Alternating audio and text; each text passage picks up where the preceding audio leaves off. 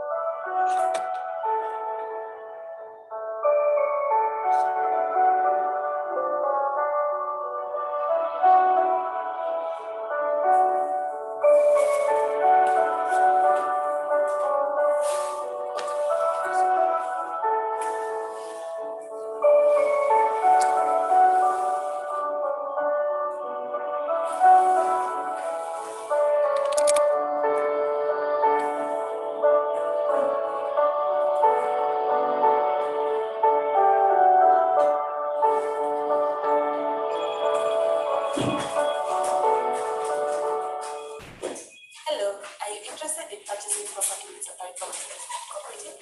My name is Kimberly Rostohoga, an advocate of the High Court of Kenya and legal officer at Safaricom Investment Cooperative. And today I will take you through the documents that you require to sign in order to become a property owner. So at the point of onboarding, the first thing you will sign is an offer letter, which is a letter from Safaricom showing the intention to sell and your intention to purchase the property. In the offer letter, we will include your particulars, our particulars as the vendors, the payment plan, the purchase price, and you will sign off to show that you are committing to the project. The next document that you will sign is the seller agreement, which will be prepared by your legal department. It will indicate the price, the payment plan, the warranties, if any, and the special permissions that will govern the transaction. And after it is signed off by yourselves and three of our directors, that is our signatories, you will be expected to fulfill the obligations as indicated in the agreement, and you will also be obligated to fulfill our obligations as vendors. Thereafter, after the purchase price is paid in full, our titling team will be able to send you a transfer documents, which you will sign in triplicate, and we make them available to us to enable us to begin the process of registration of the property to your name and be able to obtain title documents which will be proof of ownership of the property. Thank you very much for choosing Safaricom Investment Cooperative as your investment partner of choice. Happy investing! Our kind of investment, as our honorary secretary said, is investing to give returns to our investors. We totally have no other business. So we give returns to our investors, our members, and that is our core business. So we engage in activities that give returns. And probably some of you don't know that you can also be a member of SIC. I also know that we have members who have invested in on budget here today. I know we have our members here. I'm Peter Gishangi, Chairman of Safaricom Investment Cooperative. Talking to you from Nanyuki, right opposite All Vegeta Conservancy, where we have our project, which is now in phase 6, that we are at today, the 20th of April 2022, where we had two aspects that we're trying to achieve today. The first, to issue titles to our various buyers who patronize the project in phase 1 to phase 3, as well as launch phase 6 of the project, where we have 500 units that are available in quarter acres and 8 acres, and welcome, the buyers to come. I must say it was a very fruitful day. where we have issued over 130 titles to our buyers. We have also had over 200 people coming from Nairobi to select their projects in phase 6. And we are glad that the turnout was this great. We have had the occasion to have the county government speak to our investors on their plans around this area, as well as their commitment to support investors in the area. And that has been a welcome commitment to be received by our buyers and ourselves as well. We have with us here the entire Safaricom investment staff, 86 staff to be precise, as well as 6 board members who joined us for the event. We are therefore very grateful to all of you for having patronized us, for having joined us. I want to reaffirm that Safaricom Investments Cooperative is one of our legally registered cooperative society.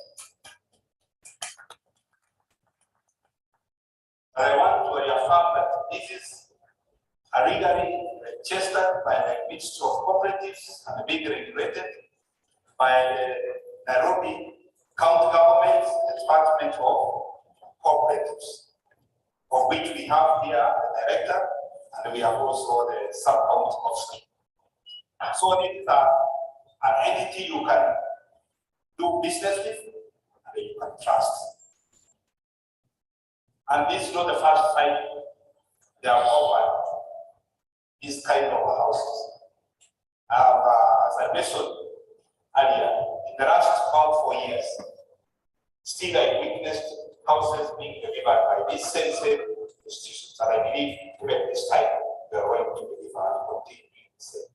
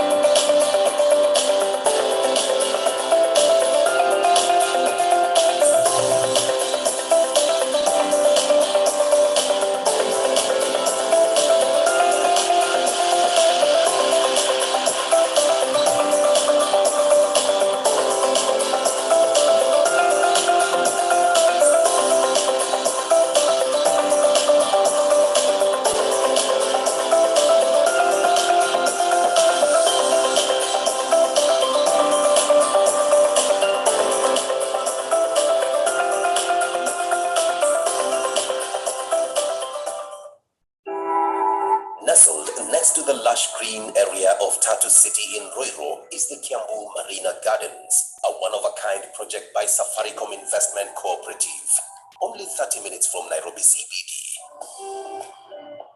Buying a piece of Marina Gardens is buying a homely place that combines modernity with heritage. Safaricom Investment is offering this property from 3.2 million with flexible payment and financing is available. Make the move today by calling 0729 121212. Safaricom Investment Cooperative, your investment partner of choice in East Africa.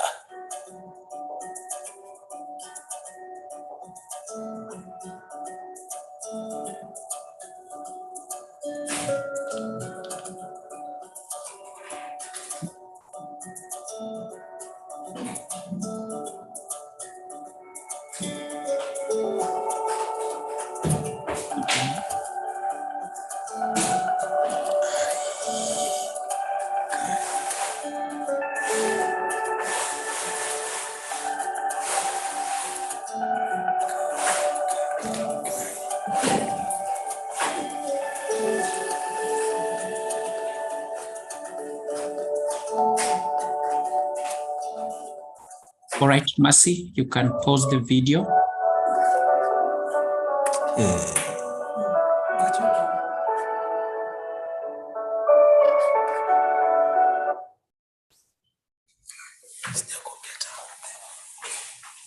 All right, good morning, good evening from wherever place you're joining.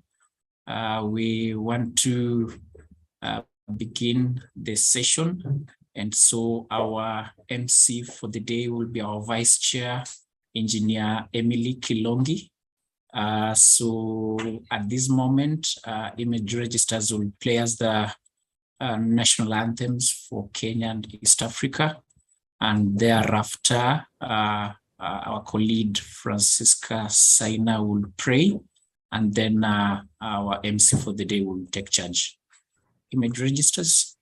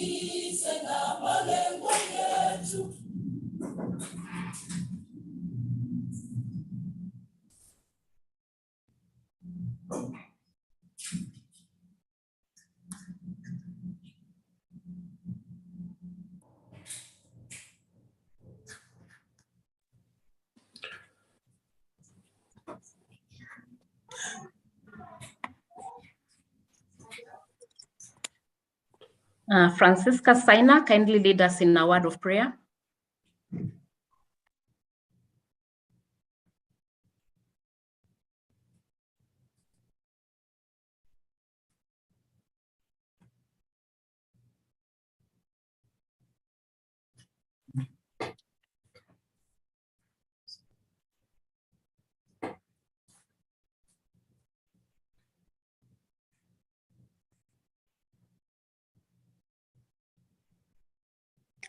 Okay, if she's not in, Felix, kindly, you could lead us in a word of prayer.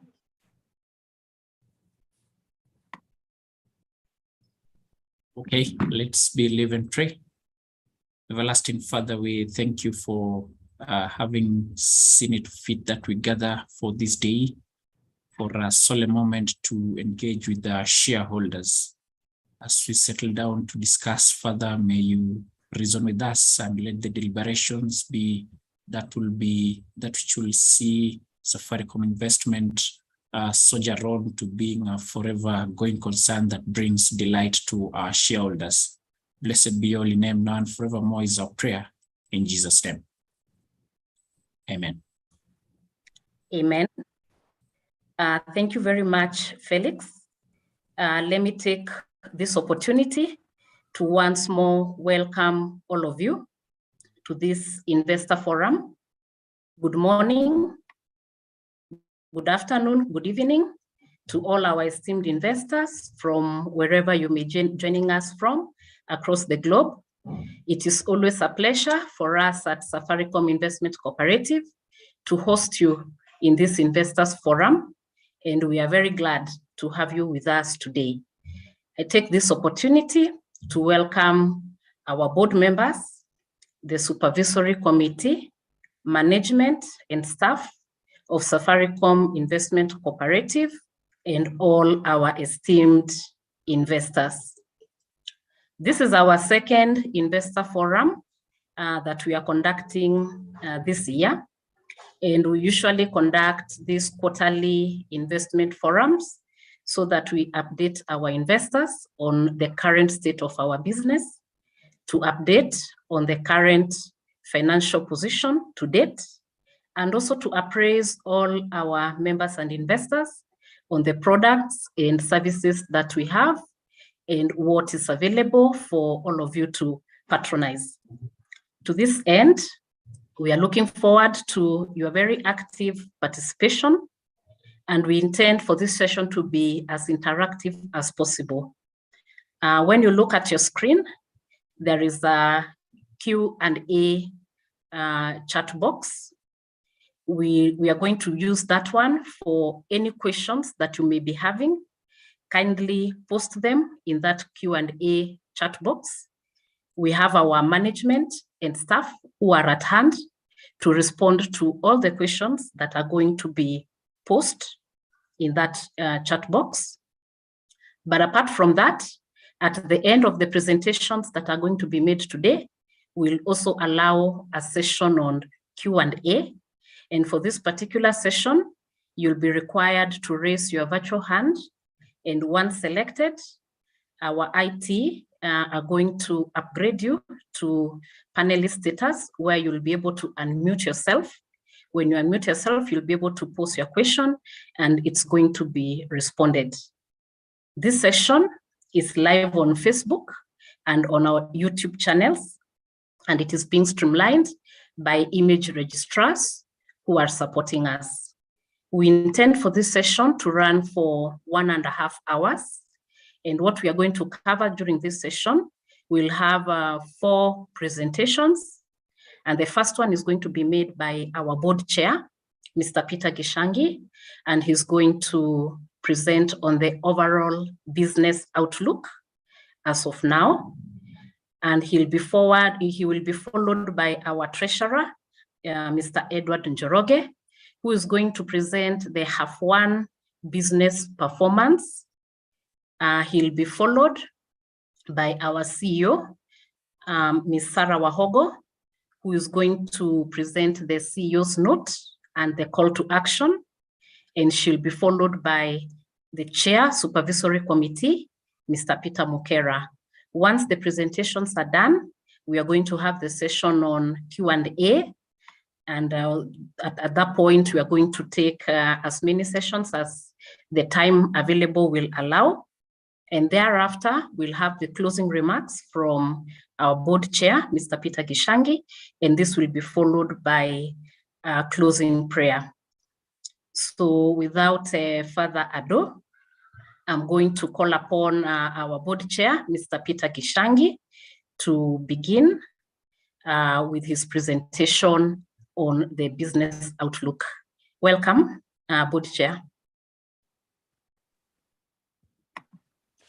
Thank you, Vice Chair and MC, for the session this evening. Good morning, good afternoon, good evening, fellow investors, and welcome to the Q2 Investors Forum. As we proceed, and before I begin my session, I'd like to introduce the board members who are present. Just for your information, you have seen the Vice Chair. We have our Treasurer for this year, who is Mr. Edward Njoroge. Edward Njoroge, you could come on. The investors could see you, you could wave. I'm not sure I can see you. All right, as Edward comes, our honorary sec has been held up, but she will join us soon. We have the chair of the real estate committee, Mr. Jackson Muller. He's in a little bit of a dark environment, but you could see him. We have our chair of the historical and we call them a little bit problematic, but possibly good opportunities for the future projects, Judy Warui. Good evening. We have our chair of Business Development Committee, Mr. Michael Akal. Good evening, members. Thank you. We have our former treasurer, Vincent Opio. Yeah, good evening, everyone. Nice to have you aboard. Thank you. We have our former vice chair, Mr. Tom Makakiage. I don't know whether he's on. Possibly not yet. I know he was held up in some other activities. Our treasurer is on now. Edward, you could say hi. Thank you, Chair. Good evening, investors. Good to be with you today. Yes, we have our chair of supervisory, Mr. Peter Mukera. Good evening, members. Nice to have you. Thank you. Yes, we have Beth Mwangi, I believe this member of the supervisory committee. Beth, if you're speaking, you're on mute. Sorry, I was on mute. Good evening, everyone. Welcome aboard our investors. Thank you. We have Becky Bisanju, a member of the supervisory committee as well. Greetings all. Thank you for joining us this evening. Thank Welcome. you. All right. I think that is all for the board members. I won't take much time, and thank you, fellow board members. If you could put up my presentation, and you'll forgive us, I think the videos that we played today and the audios that were played had some poor quality. I think our technical team is looking at that. We apologize. So looking at where we left off, we had the AGM at the beginning of the year. We did a Q1 members forum. We are now doing a Q2 members forum where we are looking at what we have been able to do so far, as well as the areas we continue to focus on for the remaining part of the year, which is finalizing quarter 3 and going into quarter 4. So we have 8 main areas again that we are still focusing on. The brand visibility, you might have noticed that we have tried to put out the brand very heavily out there.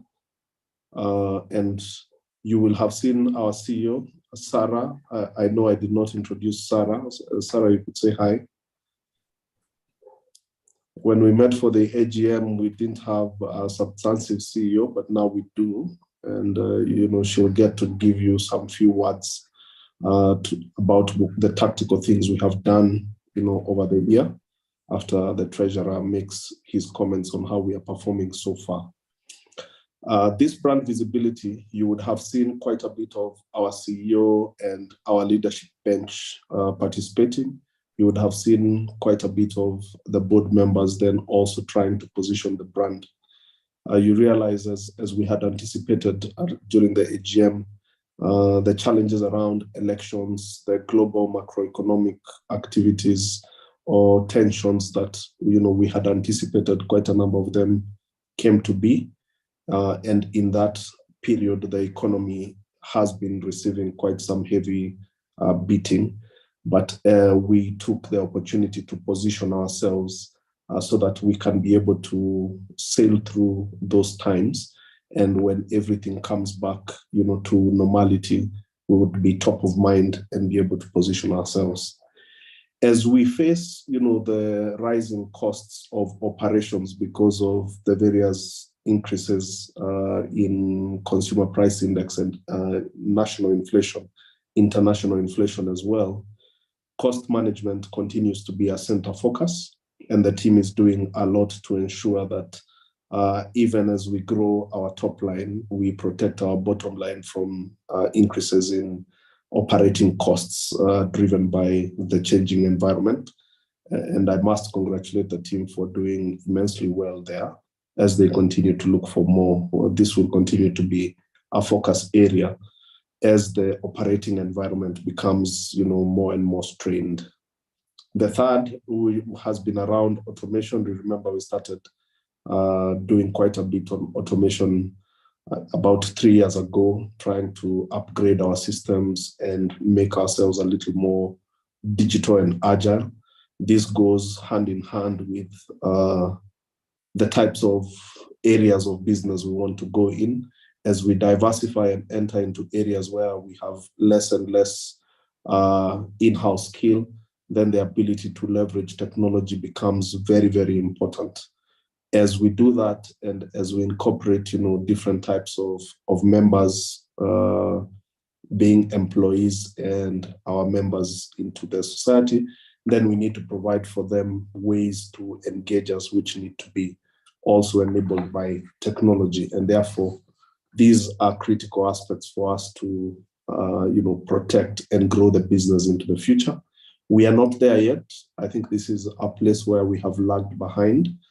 We did some activities, but we are yet to see the full value of those investments, and we continue to review and make sure that we are doing well. Historical projects, we have tried to do quite a bit. On Tinga, I think, which was our main historical projects, we have refunded over 65% of the buyers. We are still engaging those who had not responded. They're about 35, they're about 20, 25. About 10% had relocated to other projects, and we continue to encourage those who haven't decided to either choose to relocate or give us indication of whether they would like us to do refunds. We hope we can relocate the bulk of them, but we have done this for quite a number of other projects. We have instituted legal measures on various parties who were involved in some of those projects where the organization is at risk of losing value and losing money. And we are confident that we'll be able to recover. We have seen progress in quite a number of them where we are recovering money, commitment to pay back. We have others where the documents that we are seeking have now been released to us, and the projects have closed, as you can see. And in Q3, Q4, we will continue to address some of the other projects. We've gone to the next 4 areas. Share mobilization, quite a bit of activity in this quarter.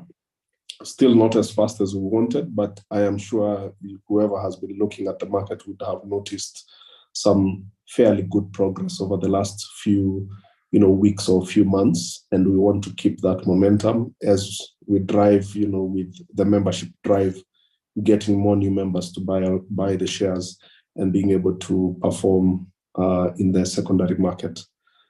The Ibuka process is still ongoing. As indicated during our Q1 discussion, we had a meeting with the Ministry of Cooperatives, who is our regulator. And this is one of the areas where, we had a long discussion on what would this look like, how would it work. And one of the key guidance from the ministry was that there is a new Cooperatives Regulation Act that is coming in. They expected it to be passed by Parliament, but that wasn't done.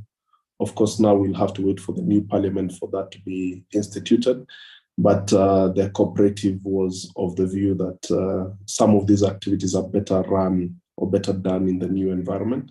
However, we continue to engage with the Nairobi Securities Exchange and prepare our books and firm up the organization as we prepare for that. Remember, we had indicated that attaining an additional 2,000 members is a key milestone for us to be in a fairly good position to list at the Securities Exchange. Also noting the global decline in the securities markets at this point in time. Therefore, we want to ensure that the timing is perfect to maximize returns for the members. In terms of the other 2, I think the 8th one is just a high level in terms of ensuring we keep in touch with everyone. So KYC, trying to make sure that is complete. But in terms of the strategic plan, we have reviewed it again. We are enhancing it. We'll have some session with board and management, follow-on session, in the next few days to try and firm up this, 5-year plan.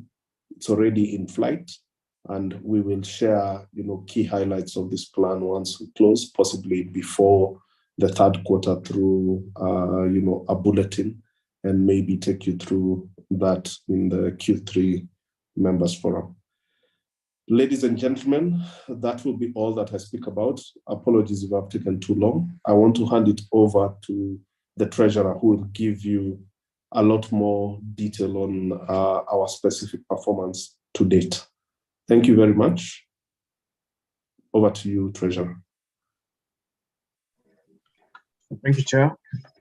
Again, welcome investors. It's good to be with you today to go through our performance as at the end of Q2, and also to give you a bit of an insight into what we expect to see by the time we close this year. You'll remember that at the time when we held the AGM, we set very ambitious targets. We said this is an organization that has the potential to perform at a very high level. And if you are going to go into the Nairobi Stock Exchange, if you're going to actualize the Ibuka program, if you're going to unlock the secondary market to ensure that your shares have the maximum value, then we must perform. And that is why we set those really ambitious targets. I'm happy to say that we are going to make it. We're going to make it. The projections we have for this year show us that, in fact, we are on the right path, and all the strategies that the chair has spoken about and the information that you're going to be receiving from the CEO should give you the confidence that, in fact, we're on the right path. Felix, you can take us then straight into the numbers. We just look at what it is that we have done so far. Okay, so this is then our Q2, our performance as at the end of Q2, as at the end of June. Our top line is looking really good. It doesn't match up to our budget yet, and I will tell you why in a few minutes.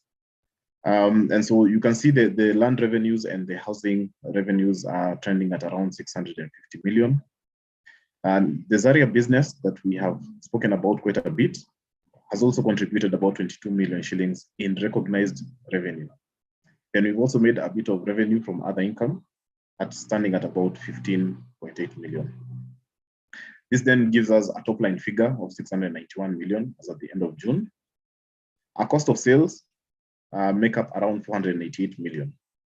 Now, to make it clear, our cost of sales are probably matching up to our activity right now, while our revenues are lagging behind. Our recognized revenues, let me put it that way. So we may be making a lot of sales, but we still need to recognize those revenues based on the IFRS 15 standard. Now, of course, we do have to pay, the people who own this land, the people who provide us with services to ensure that these properties are ready for the market. And so the costs will probably be up to par, while our revenues are lagging behind in terms of recognition. And so one of the things I'm going to be speaking about in the subsequent slides is what we are doing to make sure that our revenues, our recognized revenues, catch up to the sales that we are making. Felix, just a moment. Operating expenses, again, you see that they're matching up to our budget, just slightly lower than our budget. And the same applies to our depreciation and amortization. Our net finance costs are pretty low, and this is attributable to some of the actions that I will be speaking about on this slide. So generally, what are we seeing? Land business continues to be our main revenue driver. And I think what the activities that we are doing right now to perfect this business, we have been carrying out this business for the longest time, since this organization began. And of course, we've had the historical issues, and these are really attributable to some mistakes that were made in the past.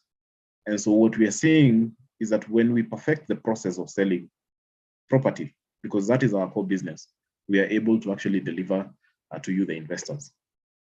Now, I've spoken about the fact that our revenues, our recognized revenues, are trending behind our sales, and the fact that our revenues, our recognized revenues, are again trending behind budget. What is it that we need to do in the next few quarters, or in the next 2 quarters, to ensure that we actually catch up to our budget? We have 2 obligations. We have the obligation by the organization to its customers, which means that when we sell a property to you, we need to deliver a title to you. And in the past, we have not done very well in that area, but we have now put in the right processes, and we are doing very well in that process. We then have the obligation of the customer to pay for the property that they have purchased. Now, we understand, of course, that we are going through some tough economic times.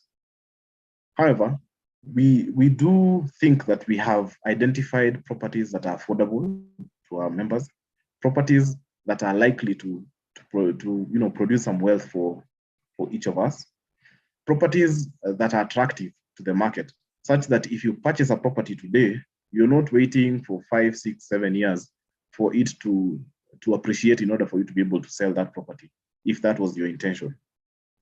We are also bringing to the market properties that you can actually use on day one. And I'll be speaking about the Marina project, where we are finding that we have customers who are ready to break ground today. And they're saying they're willing to, or they are ready to actually set up their homes on those grounds.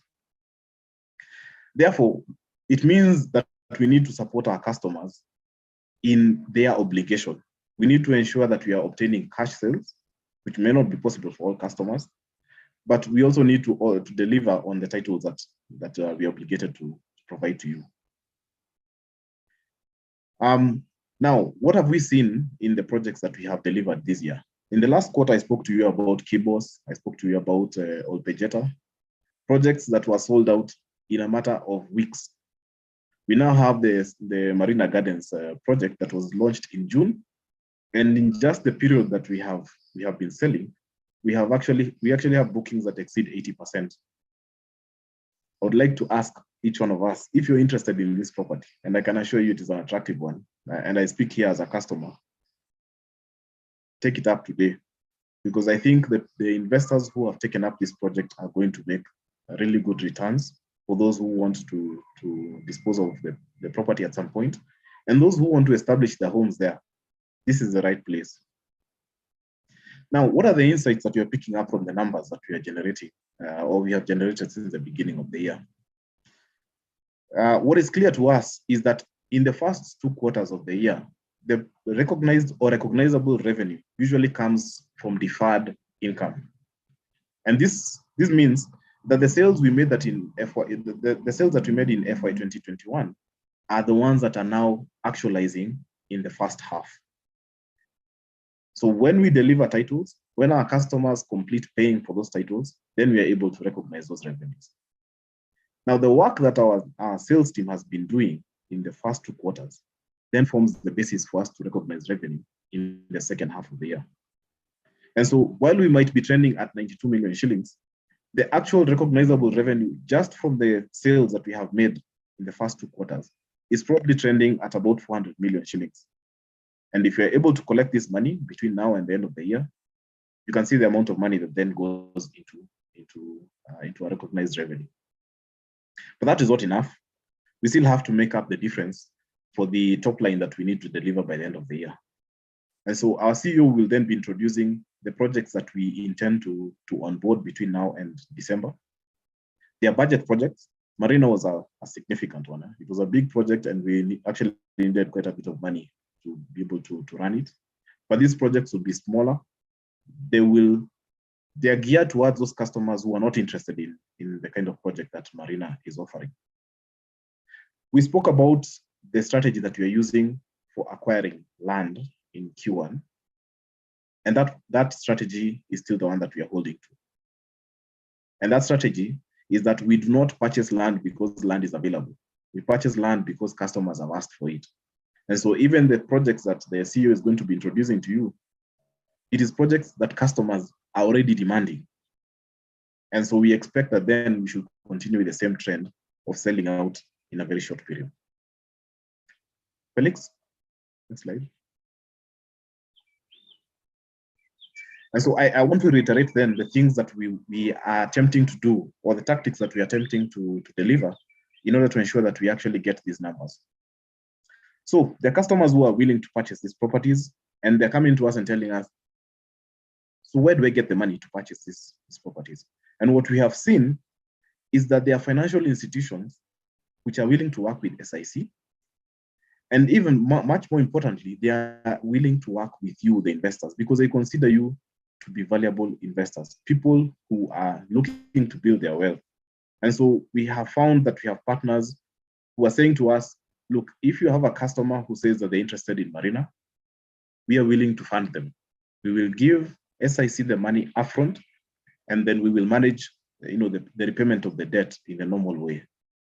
So if you're having difficulties, for instance, in obtaining financing from banks, then you can then talk to the circles that we have signed MOUs with.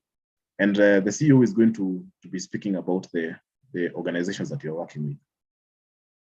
The chairman has spoken about optimization of cost of sales, just to ensure that, as we are making this money, it's not going out of the door. So I'll not spend too much time on that.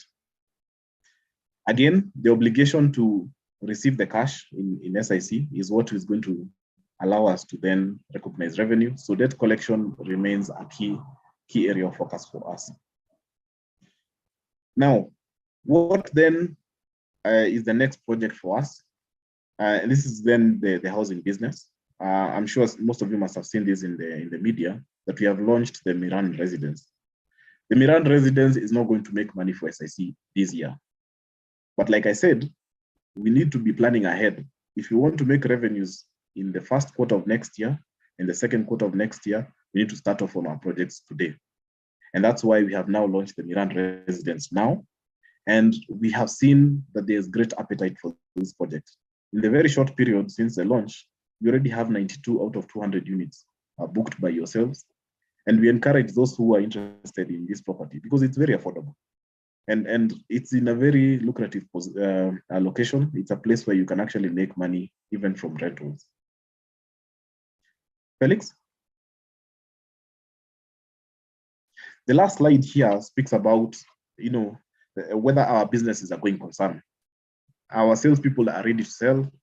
Our RE committee identifies properties that you want to purchase, but then the finance department has to keep an eye on our working capital, because it is this working capital that tells us whether we have the ability to continue as a business. And so what we are seeing is that we are doing very well in actually collecting from our sales. You can see the money in bank, the actual cash that we are collecting. Compared to last year, we have significant growth. If you look at the month of June, the blue bar will represent the values that we had as at last year, and the orange one, I hope they have the right colors. The orange one would represent the amount of money that we have banked in the month of June this year. So clearly, our debt collection department is doing very well. However, when you go to the second section there, you can see that the debt is actually increasing, which is expected. We are making significant sales. And so as more and more customers book their plots and agree on payment plans, then of course our debt increases. And what we would like to do is that as it increases, we also continue pushing for collection. The last portion of working capital is stock movement.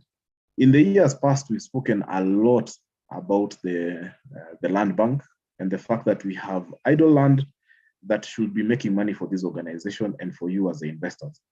And so we continuously push to ensure that that land bank reduces, because it is of no use when it is just stored there and is not making money for you as an investor. So this quarter, we've sold more than 612 units with a total gross revenue of 861 million. We also introduced a campaign called SIC Soko, where we come back to you, the investor, and we say, do you remember that there was a project in such and such an area? There's now a road that is passing through that area, and the returns that you're likely to make are much larger than you'd have made even at the time that the project was introduced. We are offering these products at a very affordable price. In most instances, we're actually sticking to the price that was on offer at the time when the project was launched. And so again, I would like to ask each of you to take advantage of this campaign. It's doing very well. One of the projects we launched in May sold out within a weekend. And so clearly there's appetite amongst the investors, and we are putting the right products on the table. So thank you very much, fellow investors, for listening to me. I will hand over back to Vice Chair for the rest of the program. Thank you very much, Board Chair and Treasurer, for those presentations. If I can just summarize what I managed to take home from the presentations from the chair, I heard that we now have an enhanced brand visibility at SIC, and I believe this is something that everybody can see from our media campaigns, automation to improve on efficiency, which is work in progress. And also we have our systems that are already automated.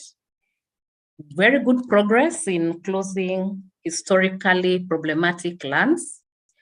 And although we are not yet there, we are making very good progress on that. Then there was member recruitment and a call to all our investors to refer new members to join SIC as an investor of choice. From the Treasurer's report, I managed to pick something on strategic partnerships with financial institutions, which really bridges the gap between ability to buy the products that we are offering. And we have seen a lot of traction on even the purchases because of these partnerships that are available. Enhanced debt collection so that we can have the recognizable income that we are targeting by the end of the year. And optimization of cost of sales among the other strategies that have been discussed. Thank you very much for that, Board Chair and Treasurer. At this juncture, I would like to invite our CEO, Ms. Sarah Wahogo, to tell us more about the products that SSC is currently selling. Welcome, Sarah. Thanks, Vice Chair. Good evening, good morning, good afternoon from wherever you are. My name is Sarah Wahogo. I will be taking you through the projects that we have and the projects on the pipeline. Felix, kindly share. Next screen. Next slide. So before I get into the projects, I want to thank you all for logging in, and we continue assuring you of our commitment to giving you, our investors, premium returns year on year. We continue aggressively focusing on specific areas and projects, and we are on a mission to create a model investment cooperative. We continue to endeavor to give you premium projects as well as premium returns on investment. So going to our achievements for the first half of 2022, we were able to launch our affordable housing project called the Miran Residence.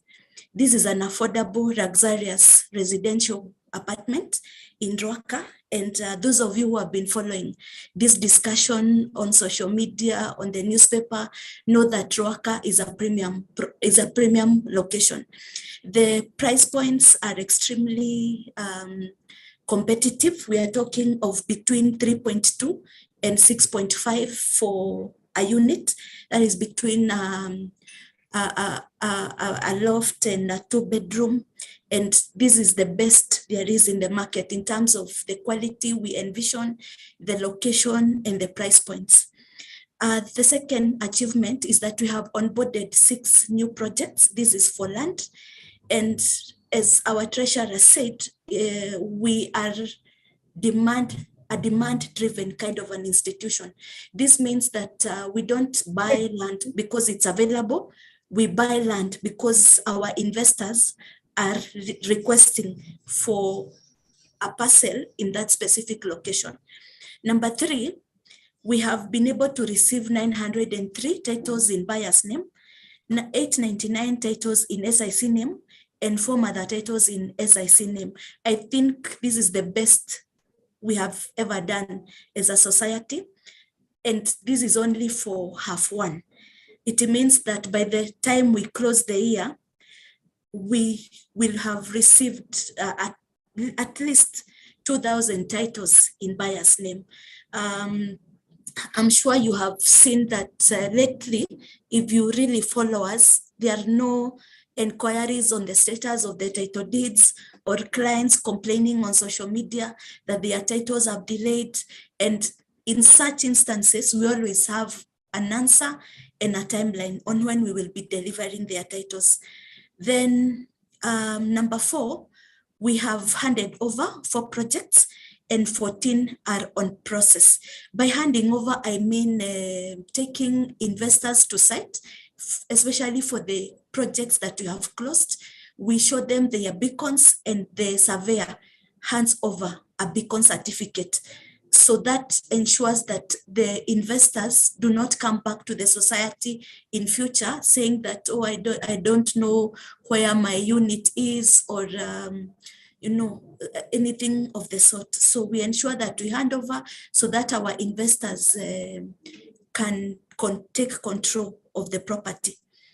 Looking at our titling main focus, these are projects that we want to have issued titles by the end of the year. Number 1 is Kitengela Milimani.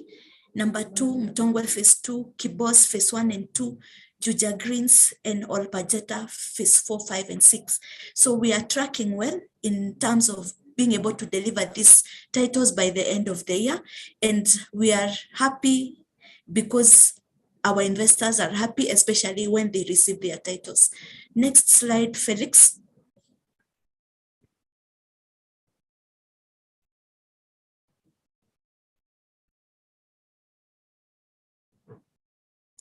Next slide.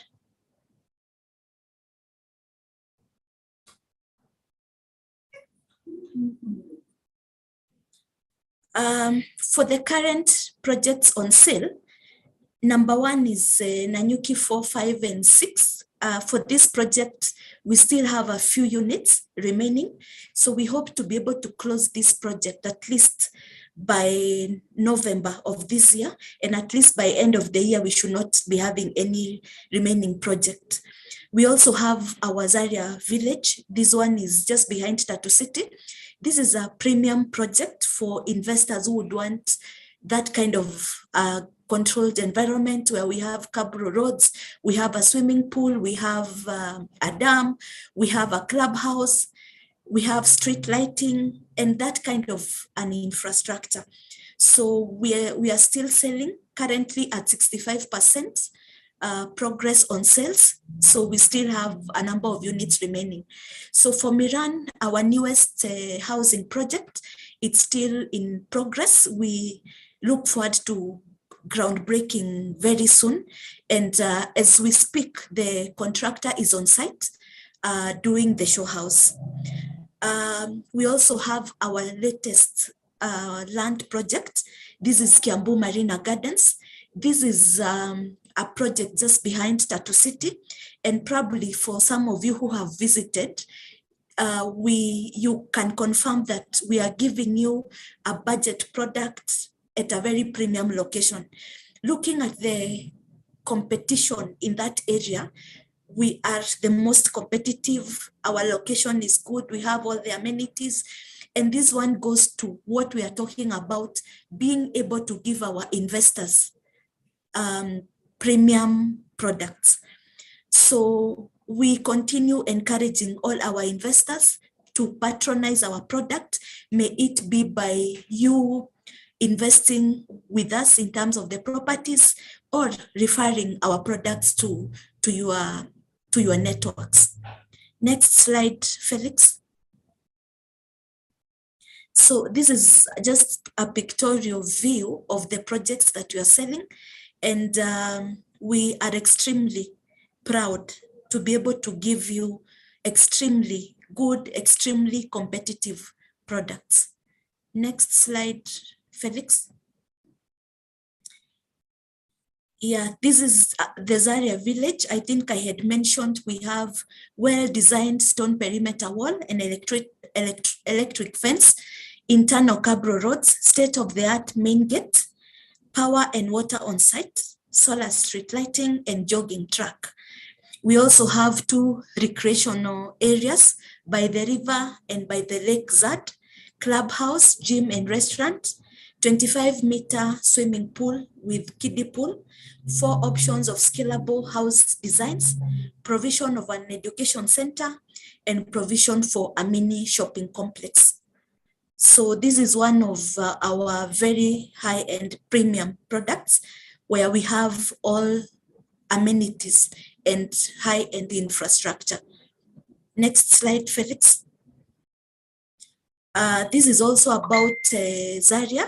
I had talked about the project being 65% sold out. Prices range between 8.4 and 8.6 depending on the zone. We also have payment plans up to 9 months. We also have financials, NCBA, KCB, Stanbic, Safaricom, Sacco, and down there we also have a bit of what SIC have invested in that project. Next slide, Felix.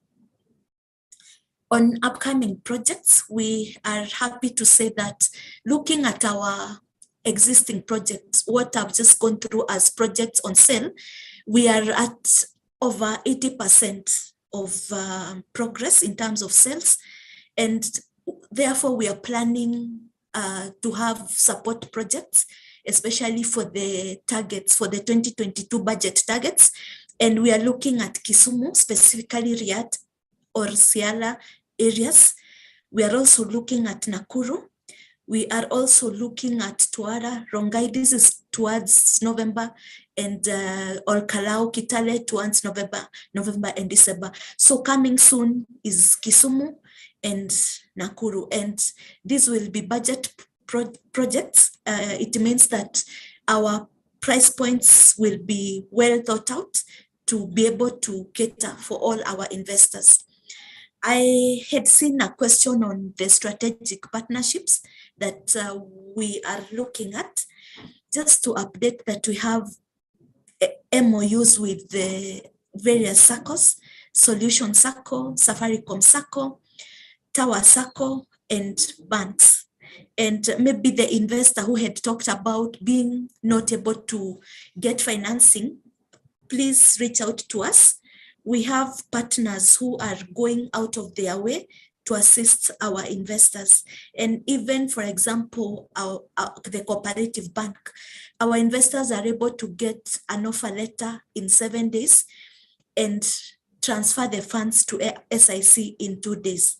Looking at our other partners, the SACCOs, what we are doing right now is to just ask our investors to share the documentation, and the office is handling the transaction end to end.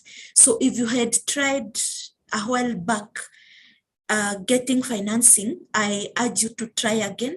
The processes and the processes are much more easier, and we have more financiers who are willing to work with us.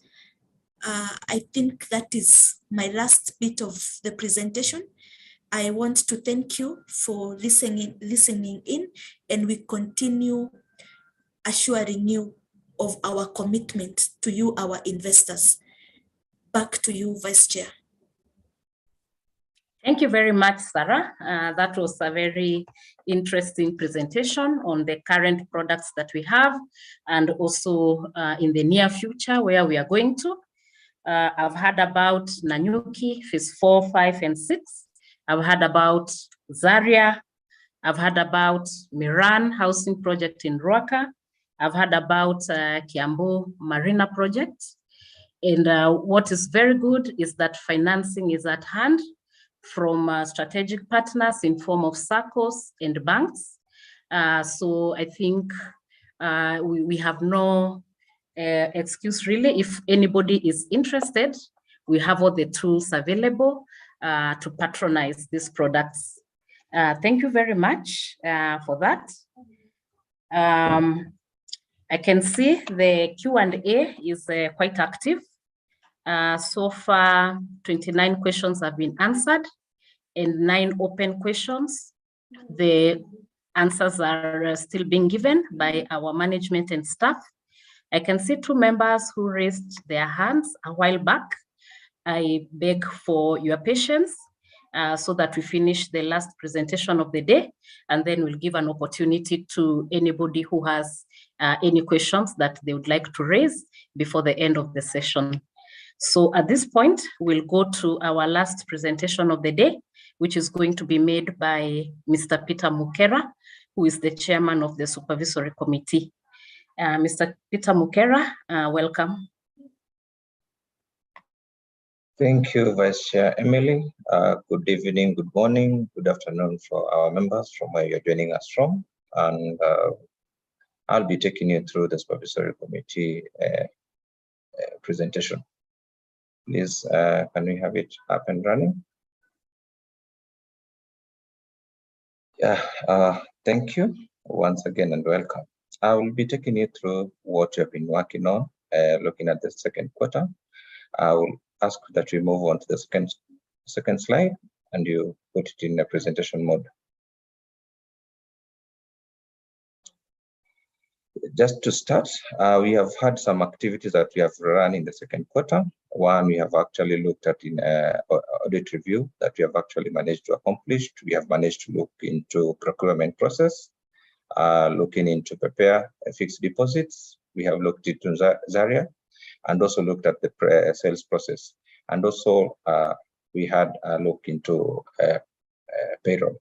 We managed to find, we had some findings and we had to present the same findings to the management and the board for them to actually take action.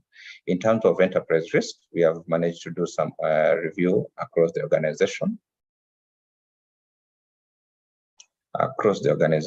And we had identified some of the risks and the mitigation measures. We had a discussion with the management on the same and the board on how we can actually manage to mitigate such.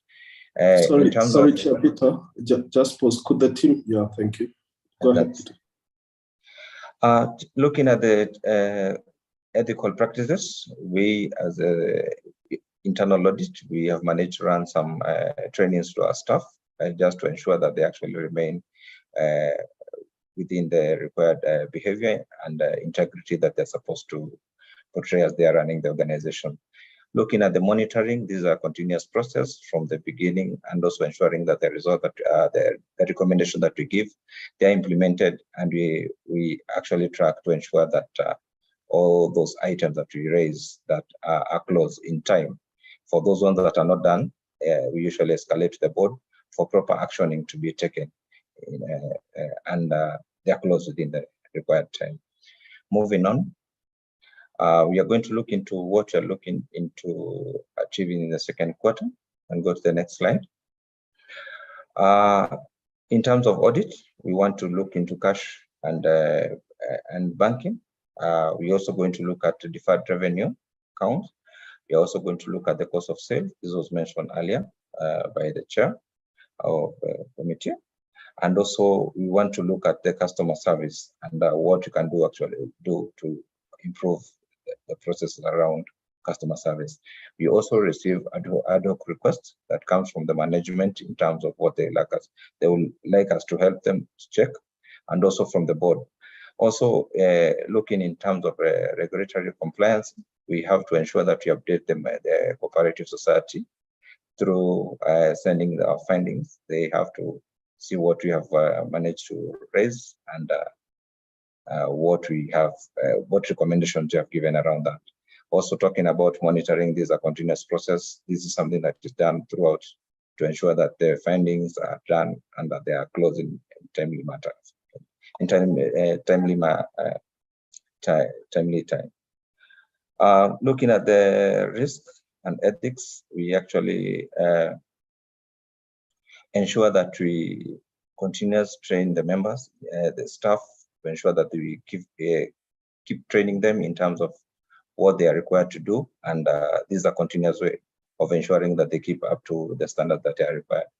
Going on to the last slide, just going to give in terms of the performance. Just go to the next slide.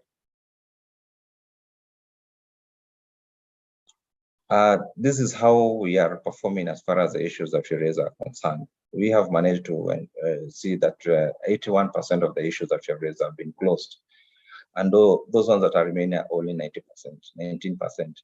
So it's just a matter of ensuring that this figure it's remained low, because you usually continue get new findings, and we update the tracker to ensure that all those items are tracked.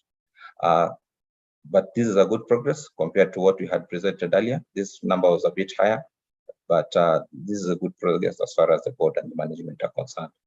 That's all from us. Thank you. Back to you, Vice Chair. Okay, thank you. Thank you very much, Mr. Peter Mukera. And just to assure our investors that we take very seriously the feedback that we receive from the Supervisory Committee, as is evidenced from the last slide that he has presented. 81% of the audit queries that they had raised have already been addressed, and we will continuously make sure that we address all issues raised so that we ensure that the operations of the of SIC are being run properly as they should. So we have now come to the end of the presentations that we had prepared for you this evening. And now we will be able to move to the session on Q&A. And for this session, I would like to hand over to Board Member and Honorable Secretary, Judy Runo, and she will be assisted by Tom Makakiage. They will handle this session for the next about half an hour or so. So Judy Runo, over to you. Thank you, VC. Tom is leading this, but I'm here to support.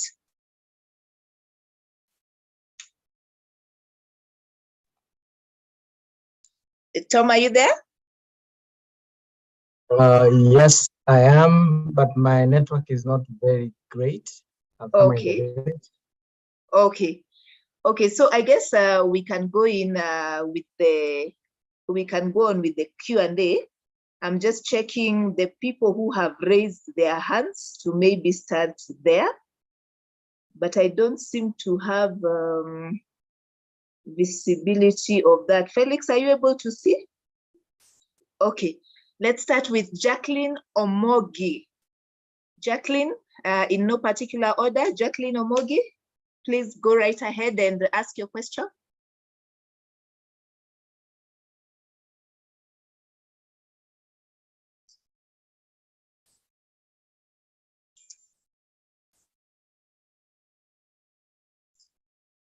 Arnold, allow Jacqueline to unmute kindly.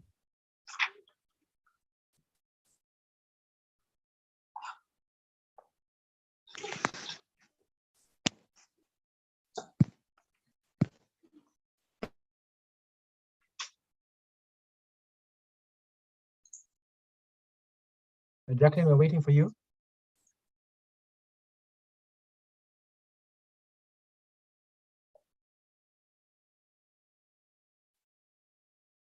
Okay, the other one, as maybe Jacqueline may have stepped out, is Kennedy Omogi.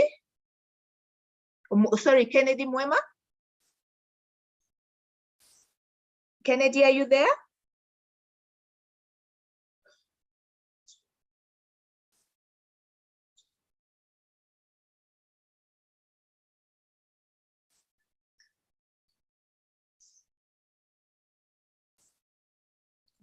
As Kennedy gets ready, we have an anonymous attendee asking about mortgage, and in particular, mortgage for diaspora people in the diaspora. If pick up that. And there is also a question relating to the shares that are sold. What are we doing to make them liquid? This is a question that has been there for a long time, and maybe for a treasurer, you can be able to pick up that.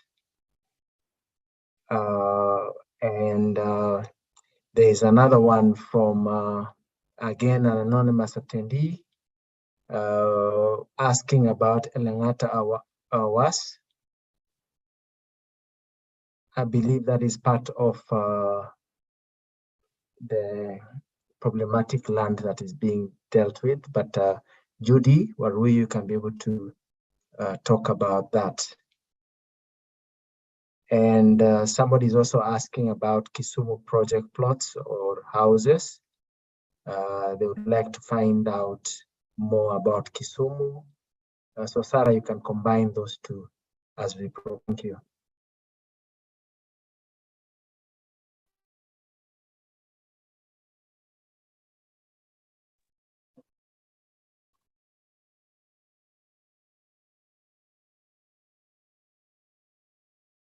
So maybe I can take the question on the share liquidation. Then treasurer can take the question on the other question. But on the share liquidation, so from just a member's perspective, there are a number of things we did last year. Number one is the strategy is very clear on how we want to improve the share movement. So one of the things we have done is made sure that our contributions default to the purchase of shares, so that we moved from where the contributions were defaulting to an interest earning deposit. This then increases the amount or the movement through the FIFO purchases on a month-to-month basis. And number two is also profitability. We noted that there is a clear relationship between the profitability of the organization and the demand of the shares. So the more profitable the organization is, the better the returns the members get on their shares, and therefore the better the interest from other people to join the organization through purchase of shares. So that was our core strategy, to improve the profitability so that we can give our members a premium return. Then based on that premium return, it can attract more investors. And the ones who still want to jump out can get people buying out in bulk. That's the biggest one. The other third one that we introduced is on nomination of shares, where we said in times of trouble or when you're having financial distress, you actually get what it is that you have and sell it, maybe even sometimes at lower than the market price, to sort out your emergency. So we allowed members, despite the fact that the share is currently trading at 52.5, we said if you have a person who is willing to buy from you at a discount, or even someone who wants to buy at the same price, but you don't want to follow the FIFO because you're the one who has looked, you don't want to follow the first in, first out because you're the one who has looked for the client. We allow you to actually bring a signed form saying that please transfer my shares to this person. We don't even care how much you sold it at, because either way it is your asset and you are at liberty to dispense it as you wish. So we gave a leeway for people to actually dispense with their assets as they wish at that point. So those were the three strategies that are currently available to help liquidate, but with the core one being improving the liquidity. Because if you were here like 6-7 years ago, you would have noted that there's a time you wanted to buy shares and it was impossible to actually buy shares. Everyone was on a waiting list for availability of shares. So it is interesting that we have flipped the other way, just because the returns have changed. So as soon as we get ourselves back to premium returns, we should be able to see the appetite and demand for the shares going up. Thank you.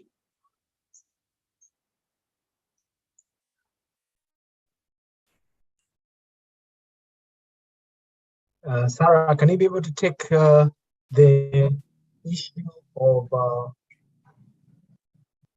diaspora? Yes, Tom. Regarding the diaspora financing, we are able to assist all our diaspora clients to get financing locally. So I request that you reach out. We will be able to assist. Maybe the investor who is asking that question can just share his or her number. We will be able to assist. Then I had seen a question regarding land in Kisumu. Yeah, for the highly demanded projects, how does the diaspora members also have a chance to get to know that the projects are ready as a diaspora member? I have to keep on calling. The website does not show what is available for the highly demanded lands.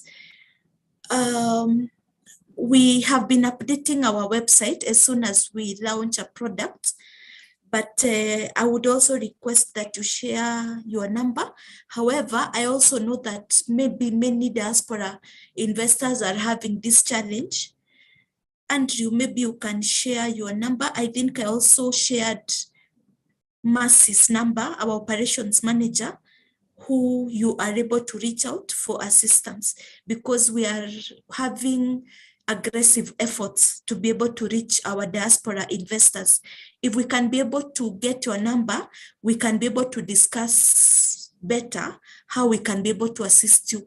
We have already created WhatsApp groups for our Australia diaspora clients, US, UK.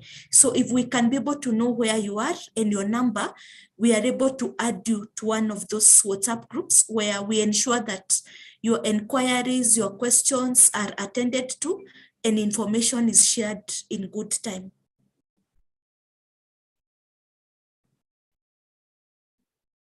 Okay, Chair, if you'll allow me to come in on the Elangata was issue. So for the HPL issues, members, we took an approach where we looked at the complexity of these matters and began closing the ones that were easier to close as we went along. For Elangata, we are currently working on it. There are two issues mainly affecting our investors. There's the issue of the lost titles, and there's also an issue of just access to the property. So depending on the issue, access to the property is something that can be organized. But for the lost titles, we have actually set up, as of our last HPL meeting, an appointment with the government surveyor so that we then move on to see what we can do in terms of progressing the issue of the titles. So it's something that is on our radar. It's one of the things that we are really pushing, and we seek that you give us a bit of time to be able to resolve some of these HPL issues. We are working with advocates, and we are also working with the surveyors. Thank you.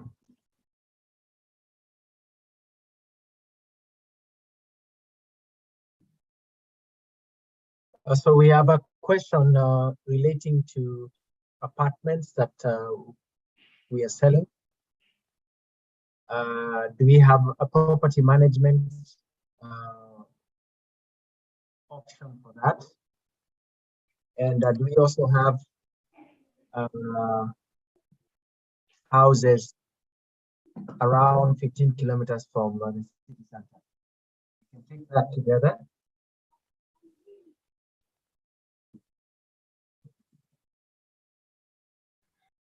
And there are sales agreements for Kibos, phase 1. Somebody is talking about no sale agreements since February. I think that should be an easy one because Kibos was fully sold out. Yeah, we take those three as we wait for other questions. Yeah, I may take the one that asks about the apartments. My name is Kennedy, head of housing. So for the apartments that we have, like the Miran residence, our mandate as SIC is to add value, develop the product, and exit. So at the point of exit, the management company will take up the product and operate the facility. However, on a different business line, we are setting up a property management team that would help with managing the property. But this will be solely under the management company that will be owning the property. Then with regards to products that are within 15 kilometers radius from the town center, actually this Miran product is around 15 kilometers from the CBD, and is the one that we are currently building at the moment. So yes, we have a product within 15 kilometers radius from the CBD, and the management company will take care of property management matters.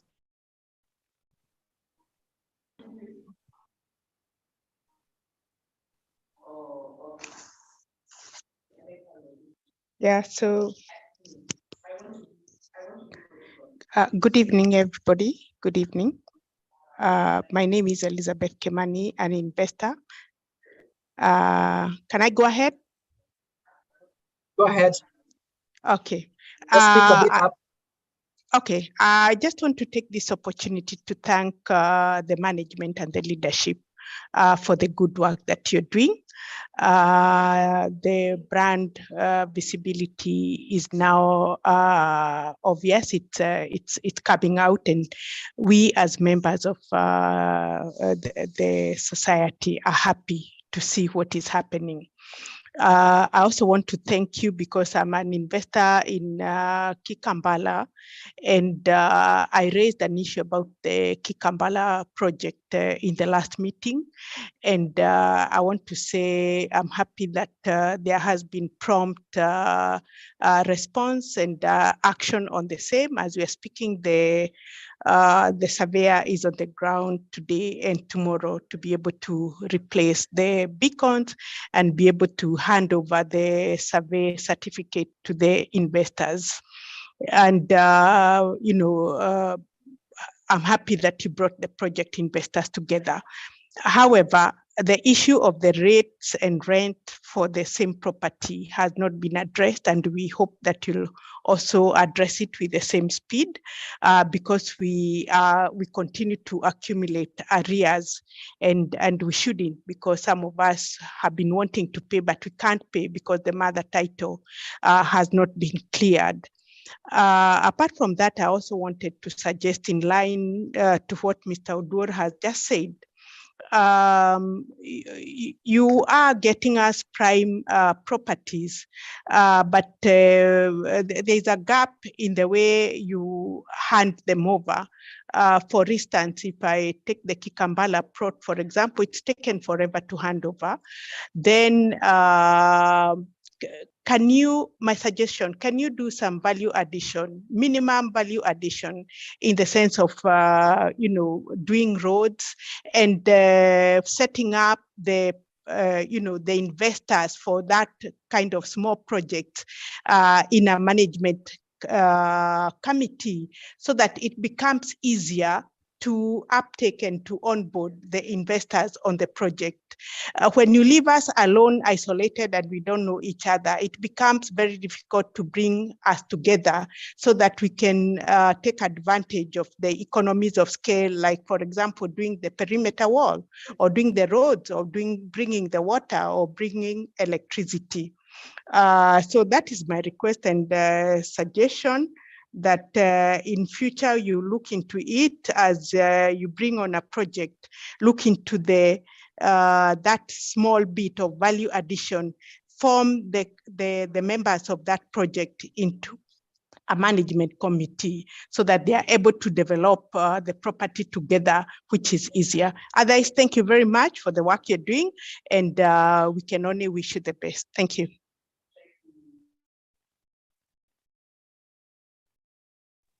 Thank you. Thank you. Do we have any other person who wanted to speak? Any other investor? Yes, I have a question. Okay, go. My question is about the land you are selling sometime back in Rumuruti. It was being sold per acre. Is it still on, and how much is it? Thank you. Jackson?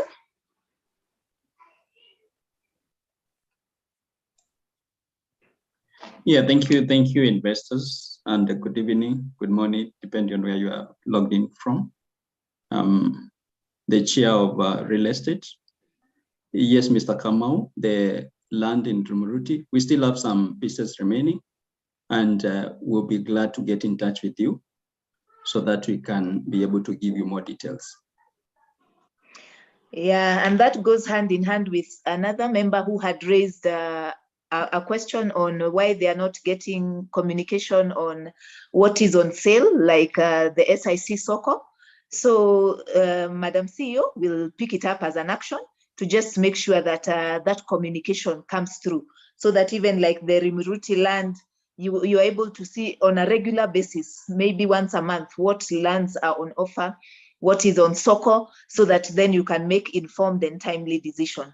So that is an action that I believe Madam CEO will be able to pick up, and very good feedback that we are not sharing the SIC SOCO communication. That should be able to come through on a monthly basis. Chair, you wanted to say something before we continue? Okay, all right. So next, today we purposely wanted to speak more with our fellow members. Yeah, so please feel free to speak if you had raised your hand.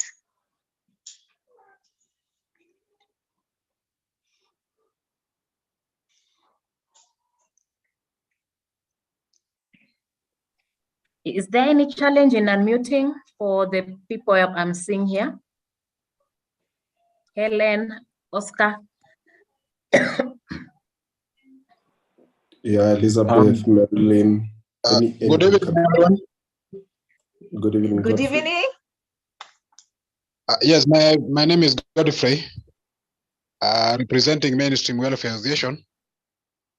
My question was about the shares that were floated. I don't know, where are we in terms of selling those shares? I wanted to know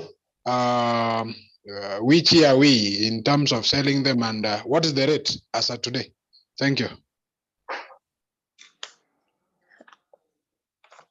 Godfrey, so I hope as the representative of the welfare, you have access to your members portal. Godfrey, are you able yes, to? I do.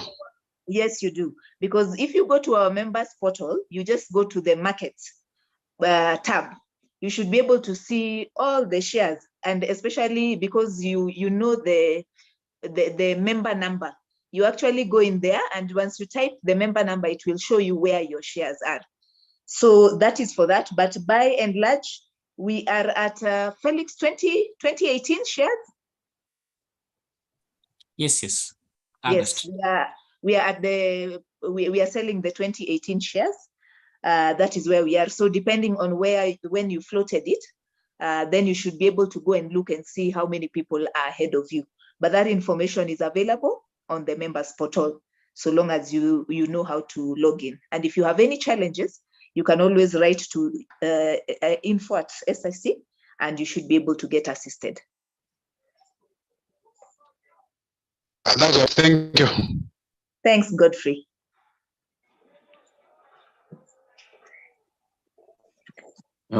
Madam Sarah, this is Oscar from the coast.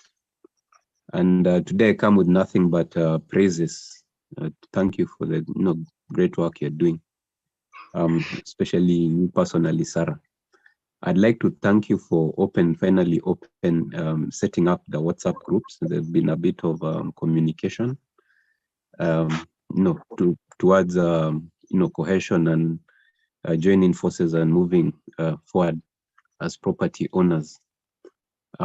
Maybe just as a polite request is, handing over for the Nanyuki title, if you could factor that in, so we could get into production. But thank you so much for the wonderful work that you're doing.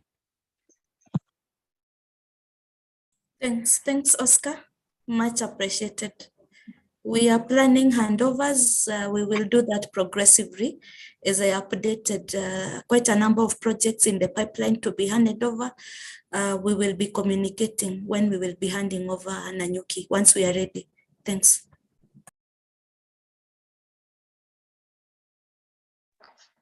Thanks, Oscar. I remember in the last forum, you raised quite a bit. I'm happy you're at a better space in this forum. And thanks to our CEO, who continues to make sure that we move forward together and we go beyond. Next, we still have a few more minutes.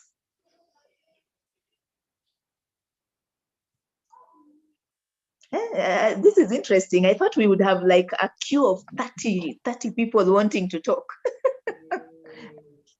No, good things are happening, so there aren't many issues. Maybe you can respond to the issue of rents and rates for Kikambala. CEO, would you want to respond to that one? I'm not sure whether you've taken consideration of that, the rents and rates. Thanks, Honorary Secretary.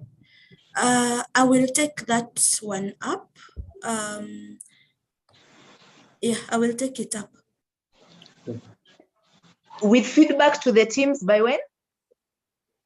I would actually want to talk to Elizabeth specifically so that I get to understand the issue. Okay. So Elizabeth, if you can be able even to go to our social media and just pick the sales number, you can be able to reach through to me. Then I can be able to see what we can do. Thanks.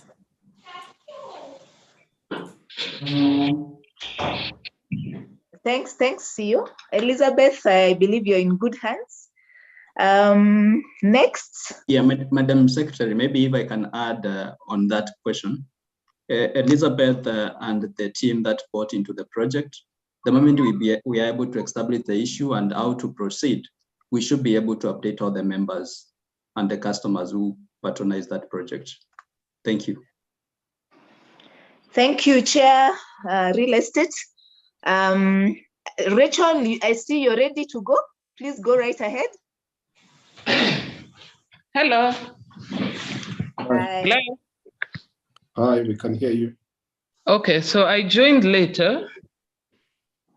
I'm just wondering, I spoke to somebody like 2 months ago.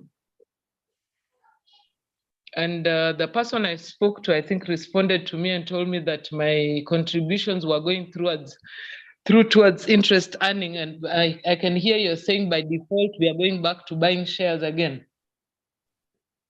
So for clarification, there before, unless you stated otherwise, in the last year, your contributions were going automatically into IED, interest earning deposit, unless you stated otherwise.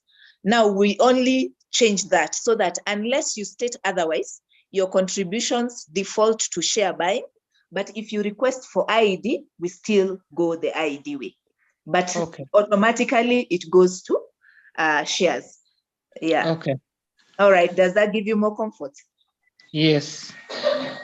Because I have a lot of shares on the market that I'm floating. It would be of no sense to be buying more. To be buying more, yes. And that's why that option of now you reach out and the norm is shares, but if you request for it to go into IED, you get it. You get it going through IED.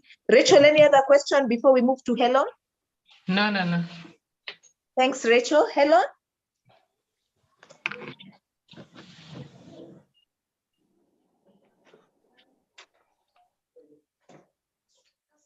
Your mic is unmuted, Helen. You could go ahead. We can't hear you yet.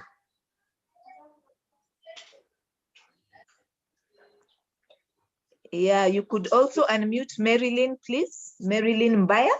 She's the last one with her hand up.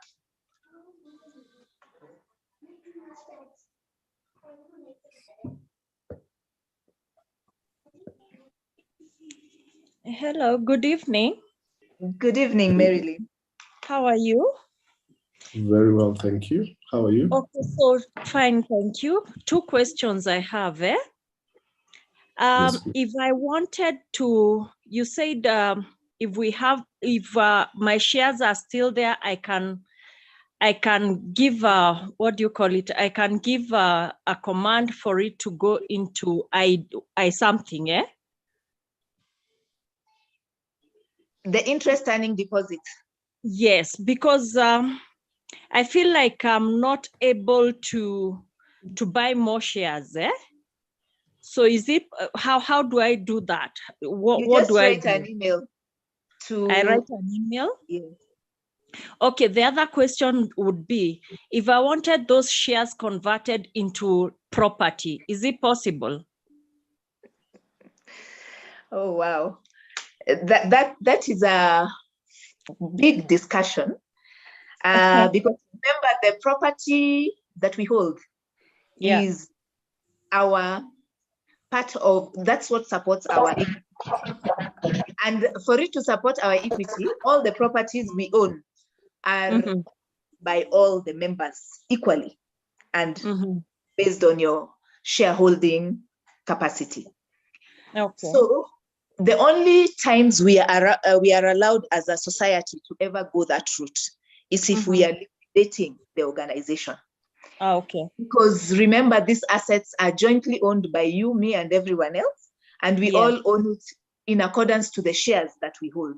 So it is impossible from an operational or sustainability perspective to ever go that route unless we are liquidating the society. All right. Understood. Thank you. Thank you so much, Marilyn. We have 4 minutes. Okay. Yes, we can hear you, Marilyn. We can hear you. You have indeed unmuted. Uko sawa, unaweza endelea. Marilyn ameogopa. Helen, are you there? Helen is the only one that seems to have raised a hand and never spoke. But maybe the answer, his question was answered. Helen. Okay, great. I think I want to bring it to a close there in terms of the question and answer, unless there's someone who has a burning question that we can close in the next 3 minutes. But by and large, thank you guys for being bold enough to speak. And the engagement should only get better. Yes, someone is speaking? Yeah, I see Susan's hand is up. Okay. Thank you. All right. Very clear on this one. The 3,000 per month that members are supposed to contribute, I have a say in whether they go to interest earning or buying shares. Yes. Is that what you said? Fully. Thank you. Yes, you have a say. If you don't say, it defaults to shares. If you say you want it to go to interest earning deposit, it is moved there. But only effective from the month that you have requested.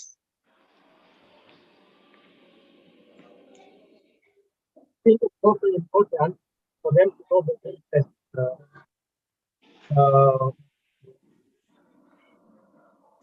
Tom, your audio is very poor.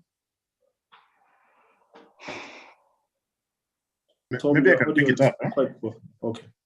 I think what Tom was referring to is the fact that the resolution passed last year was that IED would now pay 5% interest.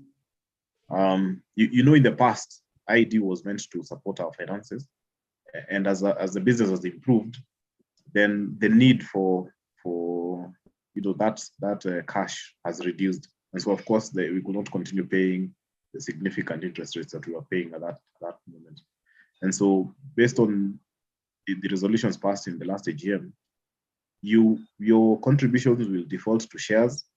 However, if you decide that you want to push the money into ID, then you will earn 5% interest on that cash.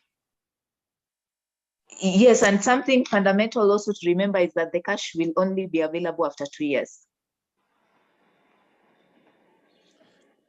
Yeah, thank you.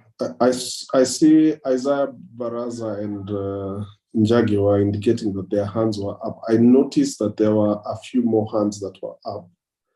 I'm conscious, though, Madam Secretary, that indeed we are coming to, the top of the hour when we needed to finish. I speak before you go, Chair. All right. So do we allow this to Isaiah and Njagi to go? Yes, please. Okay. Final so two. go ahead. Final two. Go ahead. 2 minutes. Okay. This is Issa. I can see you're calling me Sorry. Issa. I am so sorry. It is okay. My apologies. Chair. Mine are very briefly. I have had the discussions that have gone on today. I just need to pick on 3 issues. Number one, customer service. I've been having a back and forth with SIC on certain issues. So I think we still need to improve our customer service. I know I have raised this severally, even when we used to have physical AGMs. So I think we need to address that. Number two, the issue about our monthly contributions automatically going to shares. Can you hear me? Yes. Automatically going to shares. I think there is a disconnect between the board policy and what management is doing. I am one of those who have decided to have my monthly contributions going to shares, but I still see, I saw something called contribution to IED, and I wondered why that is being done. So you need to check that. Okay. Of course, then for me, the other issue is this. I thought that I must raise this. I am a judicial officer. And of course, I come across cases between SIC and members of those who sue you. Your members, they have paid, you've not given them land. I think the latest must have been in May, if I am not wrong. And what I noted is this: you have said that you're refunding those you are not able to transfer lands to. But what I got is these refunds are coming too late in certain instances where your members have sued you. And I think in one of those cases, you are forced to pay costs for a suit that had been filed against SIC. Now, the problem with that is this: you pay your advocate, you pay the other party. And in this meeting, we were trying to address the issue of operating expenses. So I think that is an issue that you people need to take into account too. And I hope you also, there's a time I propose that instead of relying on employing advocates out here, is it possible for you to get in-house counsel to even just guide you on the costs of these processes? Those would be my contributions. Thank you. Maybe we take the other contribution and answer both. Yeah.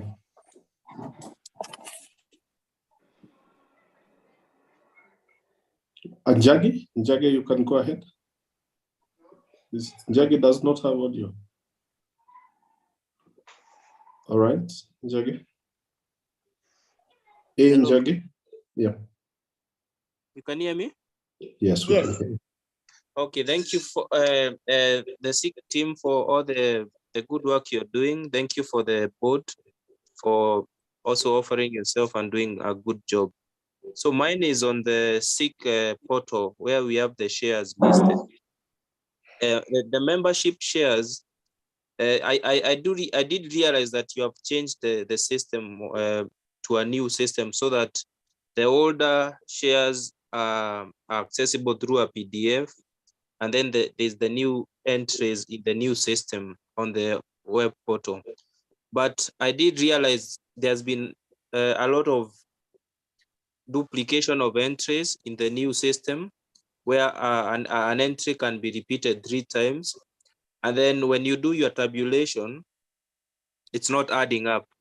So for example, in my case, I have 10,000, which I deposited in cash, and I have 18,000, which was the rebates I was to get for 2021, which were also reinvested back.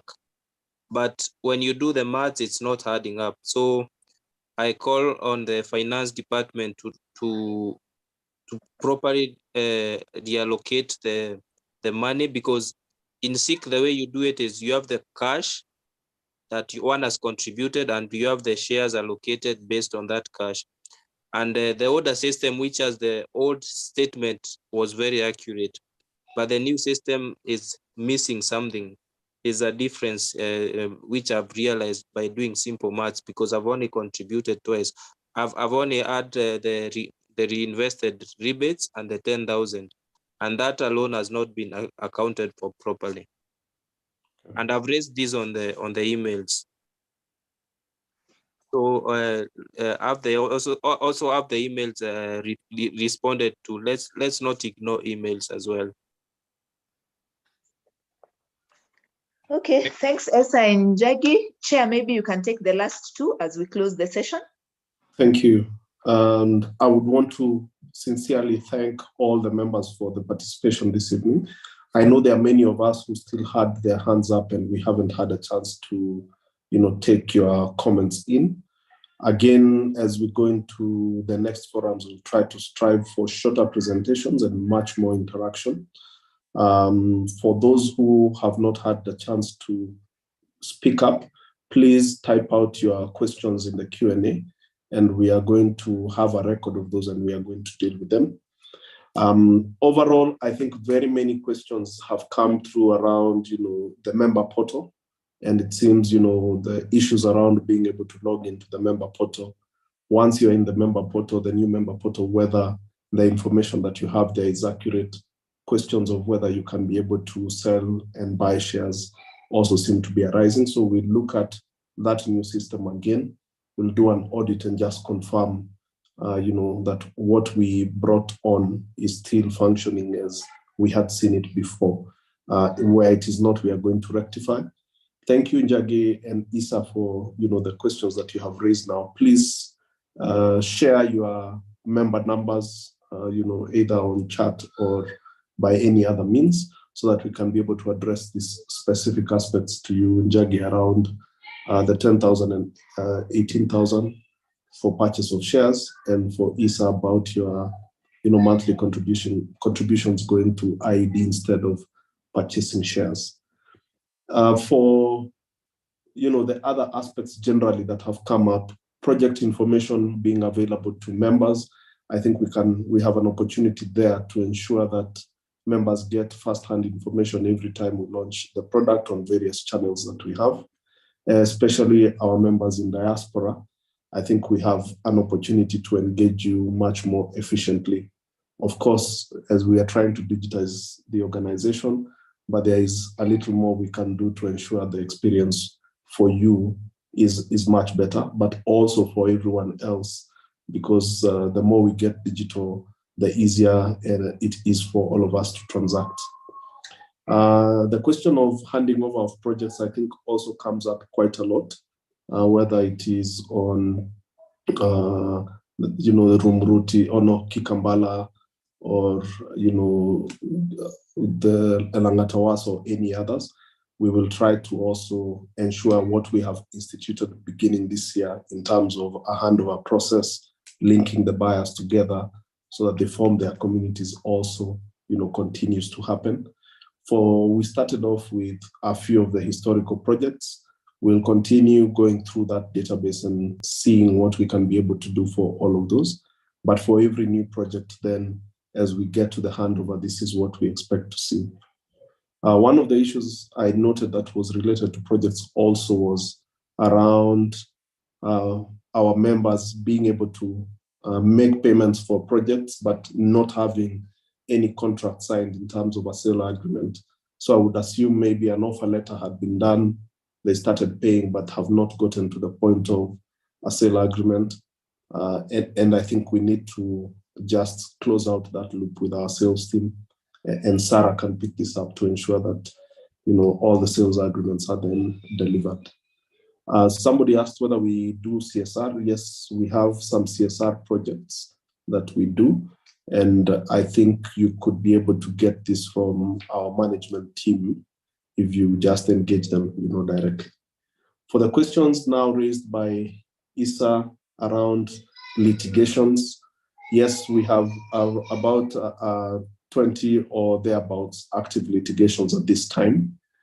Those litigations are not all around members who are withdrawing from projects. Some of them are about projects where we have not received completion documents from the people we were buying from, projects where we possibly had misunderstandings of some of the terms in our contracts or some of our service providers, and those we are trying to resolve. The last project, the last issue we had possibly around, a member not trying to withdraw and the process not completing in good time, I think we managed to resolve, and we are now very conscious around, those processes and weighing the cost benefits, where we think, the purchaser is on the wrong. but then the costs of litigation and the time lost would end up being much higher to the organization than simply refunding that person, even though they might be on the wrong, or we are uncertain of the outcome of the courts. Then we are taking decisions to ensure we are very, very active in closing them.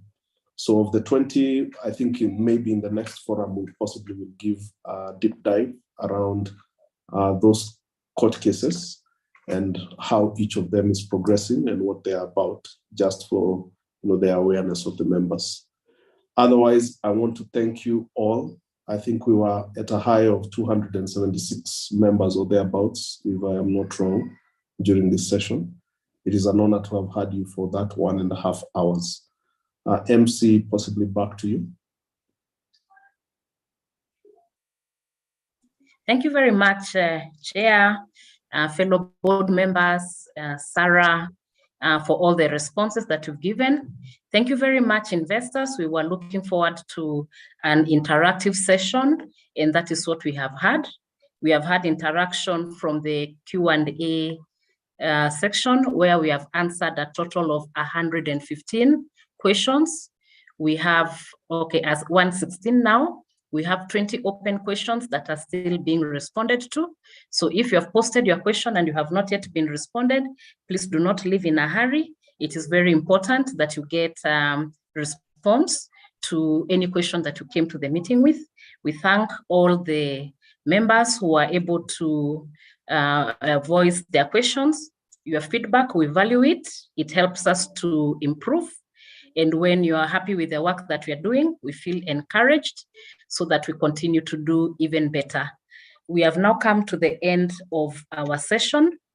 And at this juncture, I'll request board member Rebecca to lead us in a word of prayer. And after the prayer, we'll close with the national anthem, and everybody will be free to leave after that. Thank you very much. Thank you, Emily, and all those who have spoken before me. We are definitely delighted to have hosted our investors this evening, and we thank you for the feedback that has come through, and we always look forward to continuously improve, specifically to ensure that we meet our revenue target and also improve our operations to unmatched levels. And now we'll pray so that we close off the meeting.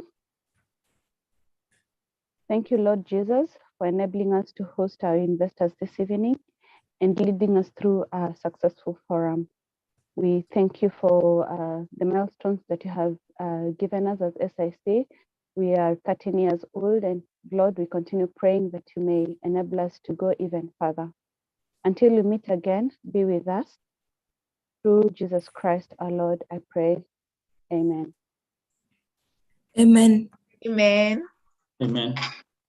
Amen. So Felix, you can lead us in the national anthem.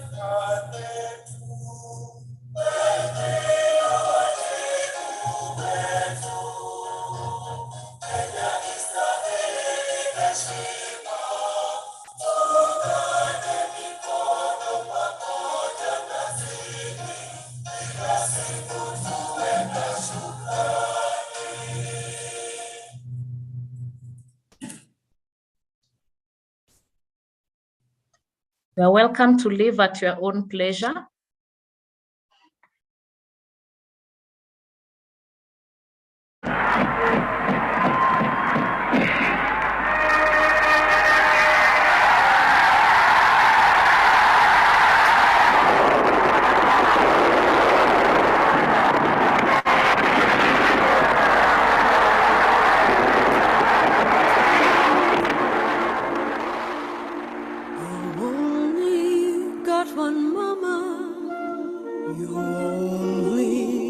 got one path. You only got one life to live, no matter who you are. You can go the whole world over, every city has its dawn. But everybody living has one place where he was born.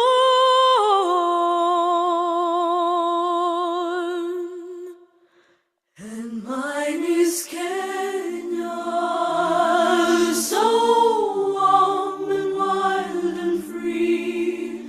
You will always stay with me here in my heart. My land is Kenya.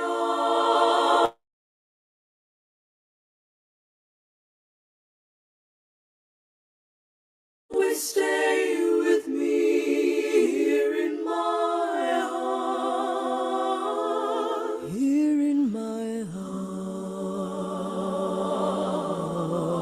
You only got one childhood and the memories that spring. When you see your house, the tree you climbed, and all those precious things, the faces of the friends I have, the images that formed.